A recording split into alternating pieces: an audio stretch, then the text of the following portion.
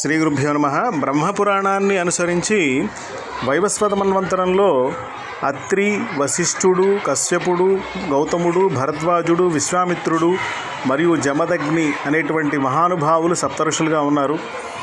వైవస్వత మన్వంతరంలో సాధ్యులు, రుద్రులు, విశ్వేదేవతలు, మరుత్తులు, ఆదిత్యులు, అశ్వినులు అనేటువంటి వారు దేవలోకంలో ఉండేటువంటి దేవతలుగా ఉన్నారు.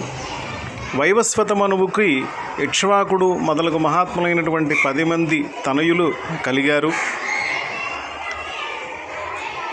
ఈ ధర్మాన్ని నిలబెట్టడానికి, లోకాలని కాపాడటానికి సప్తర్షి గణాలు అనేవి ప్రసిద్ధంగా ఉన్నాయి. వీరు ధర్మం చెడకుండా ప్రజలను కాపాడటం కోసం ఏర్పడ్డారు.